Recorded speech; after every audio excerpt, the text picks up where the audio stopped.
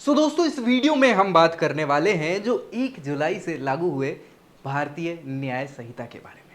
पहले आप सभी को पता होगा कि आईपीसी चलती थी, इंडियन पीनल कोड 1860, जो अंग्रेजों के ज़माने में बनी हुई संहिता हुआ कर रही थी और जिसके बेसिस पे सारे के सारे आपके जितने भी फैसले हैं वो न्यायालय लिया करती थी। अभी नए समय को देखते हुए चूंकि बहुत सारे ऐसे क्राइम्स हैं, अपराध हैं जो उस पुरानी संहिता में ऐड नहीं हुए थे, उनको ऐड करना समय के साथ बहुत ज़रूरी था। सो सरकार के द्वारा एक नई संहिता लाई गई है 2023 में। दिसंबर में राष्ट्रपति महोदय ने उस पर हस्ताक्षर कर दिए थे और वो पास हो गया था, कानून बन गया था। लेकिन इसको लागू करने के लिए 1 जुलाई 2024 की डेट तय की गई थी। तो 1 जुलाई 2024 से अब भारतीय न्यायालयों की बात करें तो वो आईपीसी की जगह नई संहिता का इस्तेमाल करेगी। क्या है वो वीएनएस, जिसमें हम डिटेल में डिस्कस करेंगे। इसमें बहुत सारी चीज़ें नहीं, हम संक्षेप में चीज़ों को जानेंगे जिसमें क्या नए प्रावधान जो हैं ऐड किए गए, क्या चीज़ें हैं जो हटाई गई हैं। और अब चूंकि नई संहिता है तो लोगों में कुछ मुद्दे तो उठेंगे ही इसको लेके। तो कौन कौन से वो मुद्दे हैं जिन पे अभी भी क्लैरिटी क्लियर नहीं है या फिर आगे और इसमें संशोधन या प्रावधान की ज़रूरत पड़ सकती है। तो इन सारी चीज़ों को डिटेल में हम यहाँ डिस्कस करेंगे इस वीडियो में। आखिर तक चीज़ों को आपको देखना है इस वीडियो में, ताकि सारी बीएनएस से रिलेटेड जो इंपॉर्टेंट हाइलाइट्स हैं वो आपको क्लियर हो जाए। और दोस्तों में ज़रूर शेयर कर दीजिएगा ताकि उन तक ये जानकारी पहुँच जाए। पहली बार अगर चैनल पर आ रहे हैं तो आपको सब्सक्राइब कर लेना चाहिए चैनल, ताकि सारी अपडेट्स जो हैं मिलती रहे रेगुलरली आपको यहाँ लॉ से रिलेटेड सारी जानकारी के। चलिए तो स्टार्ट करते हैं। बीएनएस, जिसको हम शॉर्ट फॉर्म में पहले आईपीसी चलता था उसकी जगह अब बीएनएस चलेगा। इसको भारतीय न्याय संहिता नाम दिया गया है 2023, इसलिए क्योंकि 2023 में इसको पास कर दिया गया है। ठीक है, तो भैया चलिए स्टार्ट करें। इसमें है क्या सबसे इंपॉर्टेंट चीज जो हम एक हाइलाइट्स के तौर पे यहाँ देखेंगे, तो सबसे पहली चीज जो मैं बता चुका हूं कि इसने जो है आईपीसी को रिप्लेस किया। किसको रिप्लेस किया है? आईपीसी को रिप्लेस किया हुआ है। आईपीसी में जहां 511 धाराएं हुआ करती थी, वहीं बीएनएस में कितनी हैं? 358 धाराएं होंगी। कितनी होंगी? 358 धाराएं होंगी। आईपीसी में 511 थी, यानी बहुत सारी धाराओं को हटा दिया गया या कुछ को इंक्लूड कर लिया गया, मर्ज कर दिया गया। ठीक है, कोई दिक्कत? यहां ये इंपॉर्टेंट है, न्यायालय के द्वारा बाधित अपराधों को समाप्त करती है बीएनएस। जो कुछ बाधित अपराध हुआ कर रहे थे उनको समाप्त कर दिया है और यहां पे दंड के कुछ प्रावधानों को बढ़ाया गया है। बीएनएस में जो आईपीसी है उसमें कुछ दंड के प्रावधान कम थे, यहां कुछ दंड के प्रावधानों को यहां बढ़ा दिया गया है। ये चीजें आपको क्लियर? बढ़िया। क्या क्या नवीन अपराध जो हैं इसमें शामिल किए गए हैं उनकी बात करें तो अभी तक क्या था आईपीसी में? विवाह का वादा जो लोग बाग करते थे, झूठे वादे कर लेते थे, उसके बेसिस पे रिलेशंस वगैरह मेंटेन करते थे, तो वो अब अपराध की श्रेणी में इंक्लूड कर दिया। अभी तक आईपीसी में वो अपराध के तौर पे नहीं इंक्लूड था, तो बड़ी समस्याएं हो जाती थी। अब यहाँ पे विवाह का वादा, आप झूठा वादा अगर करते हैं किसी भी पुरुष महिला से, महिला पुरुष से, तो वहां पे क्या है, इसको अपराध घोषित कर दिया गया। दूसरा, मॉब लिंचिंग। मॉब लिंचिंग आपने कई बार सुना होगा, जब भीड़ के द्वारा किसी व्यक्ति को क्या किया जाता है? टारगेट किया जाता है और उस पर वही सजा दे दी जाती है, तो उससे क्या है, उसको मॉब लिंचिंग कहते थे। और ऐसा सरकार कहती थी भाई क्या, कि भीड़ का कोई चेहरा नहीं होता। अब जब कोई चेहरा नहीं है तो किस पे केस कर? लेकिन यहां बीएनएस में क्या किया हुआ है, मॉब लिंचिंग को भी हेट क्राइम के द्वारा जो भी हत्याएं हो रही हैं उनसे जुड़े सारे अपराधों को संहिताबद्ध किया गया है, ये ऐड किया है। नया और क्या ऐड किया है? संगठित अपराध और आतंकवाद। संगठित अपराध और आतंकवाद, देखो यार बहुत सारे ऐसी अलग अलग हिडन कंपनीज हैं, लोग हैं जो कि क्या करते हैं, आतंकवाद को वित्त पोषित करते हैं। वित्त पोषित मतलब फाइनेंस करते हैं, उनको पैसे मुहैया कराते हैं ताकि वो क्या करें, नए नए हथियार और अलग अलग तरीके खोजें किस चीज के, आतंक को फैलाने के। तो यहां जो भी लोग हैं उस आतंकवाद को बढ़ावा देने में शामिल हैं, उन सभी को यहां क्या कर दिया गया है, अपराध की श्रेणी में घोषित कर दिया गया है। यहां पे आपराधिक कानून क्या है, अब संगठित अपराध और आतंकवाद, इनको कवर भी बीएनएस में किया गया है। ठीक है, तो ये बहुत इंपॉर्टेंट चीज यहां ऐड हुई है। दूसरी चीज है आत्महत्या का प्रयास। आत्महत्या का प्रयास आईपीसी में भी था, ऐसा नहीं है कि नहीं है, आत्महत्या का प्रयास करना अपराध था। लेकिन यहां जो ऐड किया गया है वो क्या किया गया है, आत्महत्या का प्रयास किसी भी लोक सेवक को।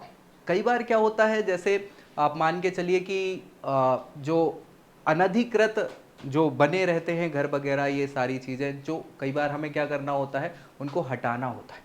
और हटाते समय बहुत सारे लोग क्या है, लोक सेवकों को रोकने का प्रयास करते हैं कि हम आत्महत्या कर लेंगे, जे वो फला।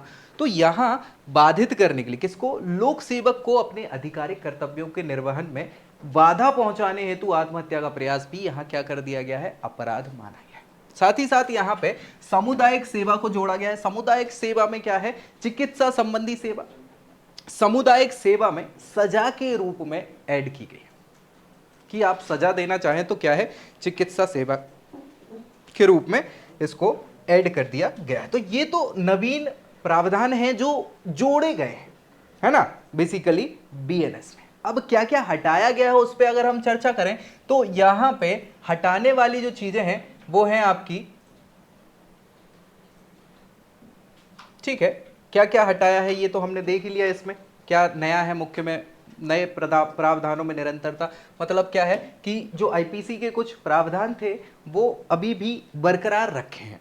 साथ में नए अपराधों को जोड़ा गया है, दंड को बढ़ाया गया है और कुछ समाप्त कर दिए गए हैं। न्यायालय द्वारा जो बाधित अपराध थे उनको क्या कर दिया है, समाप्त कर दिया है। तो ये चीजें तो अपनी शामिल में है। अभी हटाने वाली चीजों की अगर बात करें तो यहाँ पे क्या क्या विलोपित किया गया है, सबसे इंपॉर्टेंट जो है वो है धारा 377। आपने सुना होगा कई बार ये लोगों के द्वारा अप्राकृतिक यौन अपराध, है ना, अप्राकृतिक यौन अपराध को आईपीसी की धारा 377 में वर्णित किया गया था, है ना। अब यहां पे उसको हटा दिया गया है बीएनएस में, ठीक। तो ये निरस्त कर दिए पूर्णतः। व्यभिचार, व्यभिचार को यहां पे आईपीसी में परिभाषित किया गया था, यहां इनने क्या किया हुआ है, बीएनएस में उसको हटा दिया है। शीर्ष न्यायालय के फैसले के अनुरूप व्यभिचार का अपराध भी हटा दिया गया है। साथ ही साथ ठगी, ठगी प्रथा आपने सुना होगा, ठग लेते थे लोग बाग, है ना, नैना ठग लेंगे वाला ठग लेना नहीं है, ये लोगों को, है ना, वित्त के रूप से, पैसे के रूप से, बाकी चीजों से ठगने का काम धारा 310 थी आईपीसी की। तो वो ठगी वाली चीज भी यहां से विलोपित कर दी, हटा दी है ना, यहां पे पूरी तरह से। और एक इंपॉर्टेंट चीज जो है लैंगिक तटस्थता। लैंगिक तटस्थता का मतलब है सभी के लिए इक्वालिटी की बात है, जेंडर इक्वालिटी जिसको हम बोलते हैं। सो बच्चों से संबंधित कुछ कानूनों में लैंगिक तटस्थता को लाने के लिए संशोधन भी किया गया है, ठीक है। तो ये सारी चीजें हैं जो प्रावधान, वो क्या है कि भारतीय जो आईपीसी था उसमें अलग अलग प्रावधान थे बच्चों से रिलेटेड, एज वाइज क्राइटेरिया, किसे बच्चा माने किसे ना माने, सारी चीज़ें, तो वो उन चीज़ों को लेके है। और बाकी ये जेंडर न्यूट्रल भी कर दिया है, तो ये इंपॉर्टेंट इसको, ठीक है। ये प्रावधान हटा दिए गए कहाँ से, बीएनएस से। नेक्स्ट हम बात करें यहाँ पे क्या क्या और संशोधन यहाँ पे देखने को मिल रहे हैं बीएनएस में। तो भाई फेक न्यूज, फेक न्यूज की बात कर लें तो भैया जितने भी लोग हैं जो ऐसी भ्रामक जानकारियां फैलाते हैं जिनसे कहीं ना कहीं देश हित, राष्ट्र हित, समाज में कोई अव्यवस्था फैलती है, वो सभी की सभी अगर आप ऐसी कुछ प्रकाशित करते हैं तो अब उसको अपराध की श्रेणी में रखा जाएगा, फेक न्यूज को। साथ ही साथ राजद्रोह, राजद्रोह का नाम आपने सुना होगा। राजद्रोह की व्यापक परिभाषा यहां पे देशद्रोह के रूप में पेश करी गई है। अनिवार्य न्यूनतम सजा, अनिवार्य न्यूनतम सजा जो है वो कुछ प्रावधानों में 7 साल हुआ करती थी, जिसको बढ़ा के 12 सालों तक किया जा सकता है। सार्वजनिक संपत्ति को नुकसान, भैया लोग बाग क्या करते थे, सार्वजनिक संपत्ति को नुकसान पहुंचा देते थे और अभी तक उसके लिए कोई आईपीसी में प्रॉपर धारा नहीं थी। अब यहां पे क्या कर दिया गया है, जुर्माना लगाने के साथ साथ सारी चीजों को यहां पे प्रावधान के रूप में जोड़ा गया है। और बात करें लापरवाही से मौत, कई बार हमारी लापरवाही से किसी व्यक्ति की जान चली जाती, तो यहां पे लापरवाही से मौत की सजा पहले क्या थी, 2 वर्ष हुआ कर रही थी, तो लोगों को लगता था 2 वर्ष ही तो है। अभी इसको बढ़ा दिया गया है और वो 5 वर्ष कर दी है, याद रखिए। लेकिन यहां एक्सेप्शन दिया है डॉक्टरों के लिए, है ना। डॉक्टर कोशिश तो पूरी करते हैं कि भैया सब सही हो जाए, लेकिन अगर नहीं हुआ कई बार तो लोग आरोप लगा देते हैं कि लापरवाही से काम किया, तो यहाँ डॉक्टरों के लिए उसको 2 वर्ष की कैद ही रखा है, ठीक है, कोई दिक्कत। ये सारी चीजें जो इंपॉर्टेंट हैं बीएनएस को लेके। अब जो हम बात करेंगे वो कुछ मुद्दे हैं। अब चूंकि हो क्या रहा है कि नई नई संहिता ऐड हुई है तो लोगों में चर्चा का विषय तो है ही, और साथ ही साथ कुछ कमियां रह जाती हैं। हमेशा पूर्णता तो कोई हर चीज़ अच्छी होती नहीं है, समय के साथ बदलाव की भी ज़रूरत होती है। तो कुछ यहाँ पे मुद्दे हैं जो लोगों में चल रहे हैं बीएनएस को लेके। जैसे हम बात करें यहाँ पे आपराधिक उत्तरदायित्व आयु विसंगति की, ये एक मुद्दा है जिसमें क्या है, आपराधिक उत्तरदायित्व की आयु 7 वर्ष ही बनी हुई है, जिसे आरोपी की परिपक्वता के आधार पर 12 वर्ष तक बढ़ाया जा सकता है। और ये अंतर्राष्ट्रीय सम्मेलन है, उनकी अनुशंसा के आधार पर इसको मेल करने की कोशिश की जा रही है। साथ ही साथ यहाँ पे बाल अपराधों की श्रेणी में और उनकी परिभाषाओं में विसंगतियां हैं जो अलग अलग लिखी हुई है। कहीं बच्चों को 18 वर्ष से कम आयु के बच्चों को बच्चा माना जा रहा है, कहीं 16 वर्ष। तो इस टाइप की कुछ विसंगतियां हैं जिनके कारण भी मुद्दे चल रहे हैं। और यहाँ पे बलात्कार और यौन उत्पीड़न पर जो पुराने आईपीसी के प्रावधान थे उनको ही बरकरार रखा गया है। आप समय के साथ कुछ नया कर सकते थे, इसमें और चीज़ों को बढ़ा सकते थे या नई चीज़ें ऐड अप कर सकते थे, थोड़े दंड की श्रेणी को बढ़ा सकते थे, नई परिभाषाओं को बढ़ा सकते थे, यहाँ ऐसे लोगों का कहना है। तो ये भी एक मुद्दा है जो प्रचलित है लोगों में।